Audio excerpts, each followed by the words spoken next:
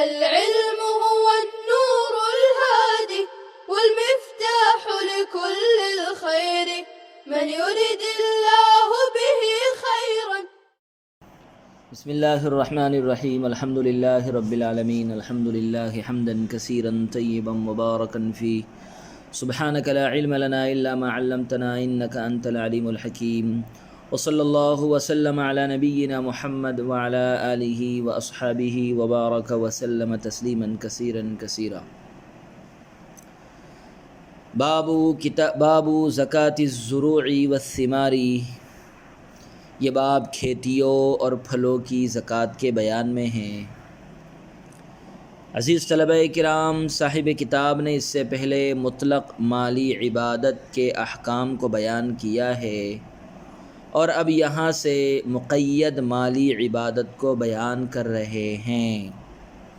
اور چونکہ مطلق مقید سے مقدم ہوتا ہے اسی لیے صاحب کتاب نے ترتیب میں اسے پہلے ہی بیان کیا ہے.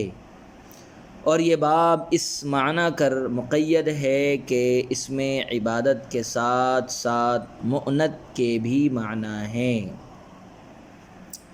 بسم اللہ الرحمن الرحیم. قال ابو حنیفة رحمہ اللہ تعالی فی قلیل ما اخرجته الارض وکثیرہ العشر سواء سقی سیحا او سقته السماء الا القصب والحطب والحشیش. وقال لا يجب العشر الا فيما له ثمرة باقية اذا بلغ 5 اوسق. والوسق 60 صاعا بصاع النبي صلى الله عليه وسلم. وليس في الخضروات عندهما عشر. فالخلاف في موضعين في اشتراط النصاب وفي اشتراط البقاء. لهما في الأول قوله عليه السلام ليس فيما دون 5 أوسق صدقة. ولأنه صدقة فيشترط فيه النصاب لتحقق الغناء. ولأبي حنيفة رحمه الله تعالى قوله عليه السلام ما أخرجت الأرض ففيه العشر من غير فصل.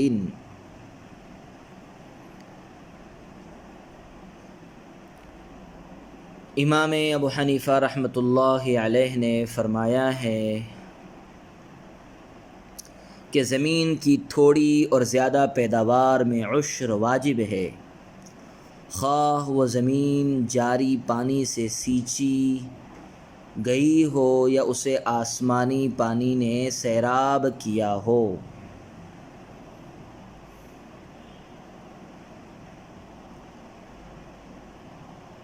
نرکل، ایندھن کی لکڑی اور گھاس کے علاوہ ان میں عشر نہیں ہے.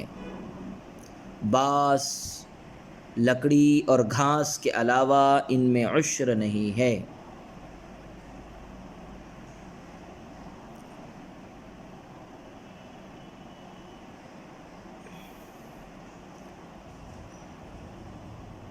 یعنی گھاس، لکڑی اور بانس ان میں عشر نہیں ہے. حضرات صاحبین فرماتے ہیں کہ عشر انہی پیداوار میں واجب ہے جن کے پھل باقی رہتے ہیں اور یہ 5 وسق کو پہنچ جائے، اور 1 وسق نبی اکرم صلی اللہ علیہ وسلم کے صاع سے 8 صاع کا ہوتا ہے. اور حضرات صاحبین کے یہاں سبزیوں میں عشر واجب نہیں ہیں، لہذا امام صاحب اور حضرات صاحبین کا اختلاف 2 جگہ ہے.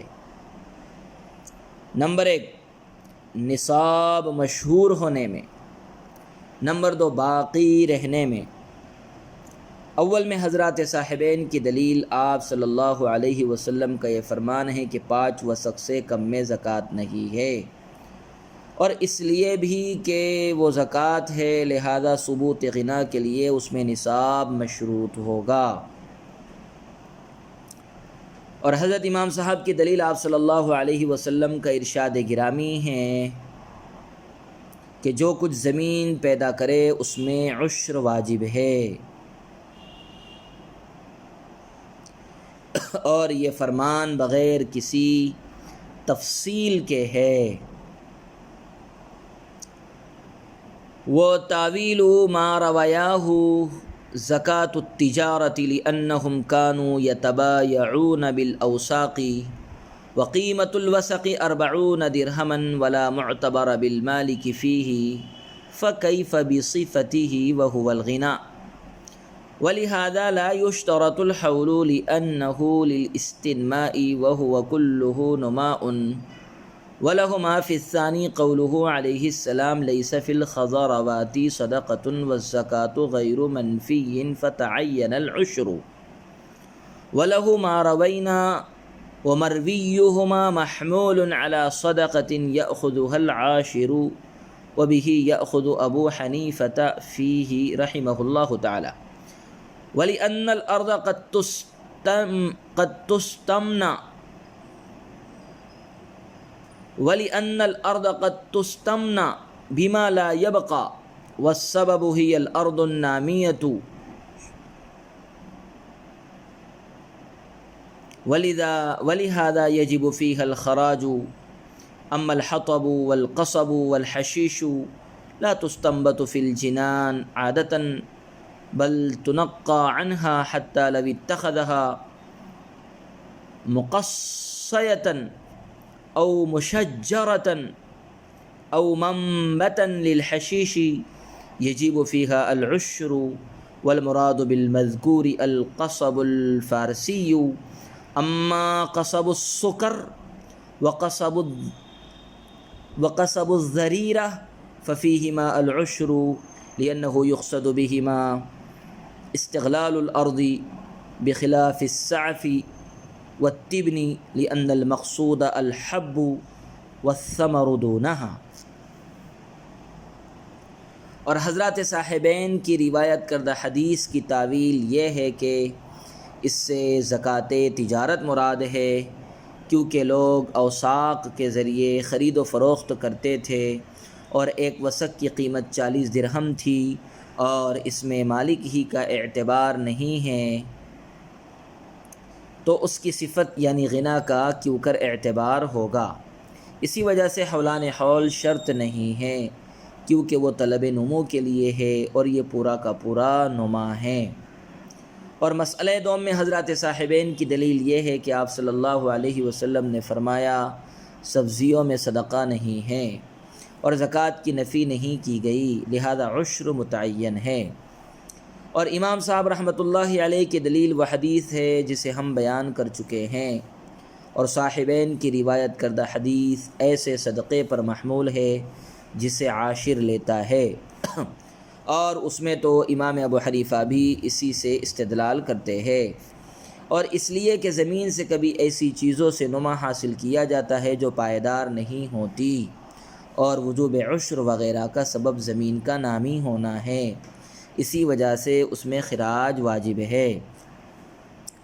رہی ایندھن کی لکڑی، گھاس اور بانس کی لکڑی، تو یہ چیزیں عادتاً باغوں میں نہیں اگائی جاتی، بلکہ باغوں کو ان سے صاف کر لیا جاتا ہے، حتیٰ کہ اگر مالک نے باغوں کو بانس کا کھیت یا ایندھن کے کھیت کے درختوں کا باغ بنا لیا یا گھاس اگانے کی جگہ بنا لی تو اس میں عشر واجب ہوگا۔ اور قصب مذکور سے قصب فارسی مراد ہے، رہا گنا اور چرائتا تو اس میں عشر واجب ہے، رہا گنا اور چرائتا تو اس میں عشر واجب ہے، اس لیے کہ ان کے ذریعے زمین سے غلہ نکالنا مقصود ہوتا ہے، برخلاف کھجور کی شاخوں کے اور بھوسے کے، کیونکہ ان سے دانہ اور چھہارا مقصود ہوتا ہے، نہ کہ شاخیں اور بھوسا۔ عزیز طلبہ کرام، زمین سے اگنے والی چیزوں میں صدقات واجبہ کا بیان۔ زمین سے اگنے والی چیزوں میں صدقات واجبہ کا بیان۔ زمین کی پیداوار میں وجوب عشر کے حوالے سے حضرت امام صاحب رحمۃ اللہ علیہ اور حضرات صاحبین کا اختلاف ہے۔ چنانچہ امام صاحب رحمۃ اللہ علیہ کا مسلک تو یہ ہے کہ بانس، ایندھن کی لکڑی اور گھاس کے علاوہ زمین کی تمام پیداوار میں عشر واجب ہے، خواہ پیداوار کم ہو یا زیادہ ہو، اور خواہ اس زمین کو مائع جاری سے سینچا گیا ہو یا مائع سماوی نے اسے سیراب کیا ہو۔ اسی طرح پیداوار میں پائیداری ہو یا نہ ہو، بہر صورت اس میں عشر واجب ہے، اور نہ تو نصاب کی شرط ہے اور نہ بقا کی شرط۔ زمین کی پیداوار میں وجوب عشر کے حوالے سے حضرت امام صاحب اور حضرات صاحبین کا اختلاف ہے۔ چنانچہ امام صاحب کا مسلک تو یہ ہے کہ بانس، ایندھن کی لکڑی اور گھاس کے علاوہ زمین کی تمام پیداوار میں عشر واجب ہے، خواہ پیداوار کم ہو یا زیادہ، خواہ اس زمین کو مائع جاری سے سینچا گیا ہو یا مائع سماوی نے اسے سیراب کیا ہو۔ اسی طرح پیداوار میں پائیداری ہو یا پائیداری نہ ہو، بہر صورت اس میں عشر 10واں حصہ واجب ہے، اور نہ تو نصاب کی شرط ہے اور نہ بقا کی شرط ہے امام صاحب کے نزدیک۔ حضرات صاحبین فرماتے ہیں کہ زمین کی پیداوار میں وجوب عشر کے لیے 2 شرطیں لازم اور ضروری ہے۔ پہلی شرط یہ ہے کہ وہ پیداوار بقدر نصاب ہو۔ حضرات صاحبین فرماتے ہیں کہ زمین کی پیداوار میں وجوب عشر کے لیے 2 شرطیں لازمی اور ضروری ہے۔ پہلی شرط یہ کہ وہ پیداوار بقدر نصاب ہو، یعنی کم سے کم 5 وسق ہو، اور دوسری شرط یہ ہے کہ ایسی پیداوار ہو جس میں بقا اور دوام ہو۔ 2 شرطیں ہیں، بقدر نصاب یعنی کم سے کم 5 وسق ہو، دوسرے یہ کہ پیداوار ایسی ہو جس میں بقا اور دوام ہو۔ اگر یہ 2 شرطیں پائی جائے گی تو پیداوار میں عشر واجب ہوگا، ورنہ نہیں۔ پہلی شرط یعنی اشتراط نصاب کے سلسلے میں حضرات صاحبین کی دلیل یہ ہے، لیس فیما دون 5 اوسق صدقۃ۔ اس حدیث سے ان حضرات کا وجہ استدلال بئی معنی ہے کہ حدیث میں صدقہ سے مراد عشر ہے، کیونکہ 5 وسق سے کم پیداوار بھی اگر 200 درہم کی مالیت کو پہنچ جائے تو اس میں زکوٰۃ واجب ہے، کیونکہ 5 وسق سے کم پیداوار بھی اگر 200 درہم کی مالیت کو پہنچ جائے تو اس میں زکوٰۃ واجب ہے۔ حدیث میں صدقہ سے مراد عشر ہے، کیونکہ 5 وسق سے کم پیداوار بھی اگر 200 درہم کی مالیت کو پہنچ جائے تو اس میں زکوٰۃ واجب ہے۔ اس لیے یہ بات تو طے ہے کہ یہاں صدقہ سے زکوٰۃ مراد نہیں ہے بلکہ عشر مراد ہے، اور وجوب عشر کے لیے پیداوار کا بقدر نصاب یعنی 5 وسق، کم از کم 5 وسق ہونا ضروری ہے۔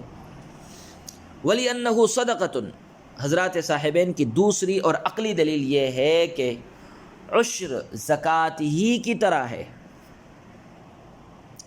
کیونکہ جس طرح زکوٰۃ مال سے متعلق ہوتی ہے اور کافر پر واجب نہیں ہوتی، نیز اس کا مصرف فقراء اور مساکین ہے، اسی طرح عشر کا تعلق بھی مال سے ہے۔ عشر بھی کافر پر واجب نہیں ہے اور اس کے مصارف بھی فقراء و مساکین ہے۔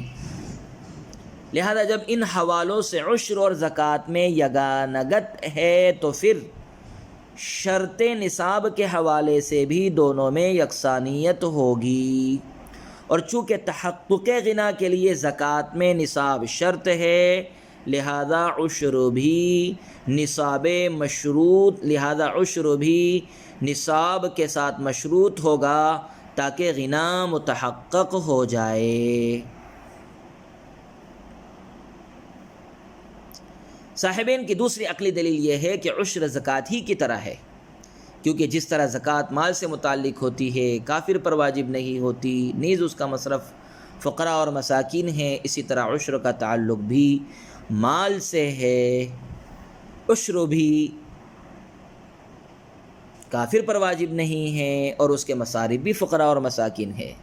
لہذا جب ان حوالوں سے عشر اور زکوٰۃ میں یگانگت ہے تو پھر شرط نصاب کے حوالے سے بھی دونوں میں یکسانیت ہوگی، اور وجوب کے اور چونکہ تحقق غنا کے لیے زکوٰۃ میں نصاب شرط ہے، لہذا عشر بھی نصاب کے ساتھ مشروط ہوگا، اور عشر میں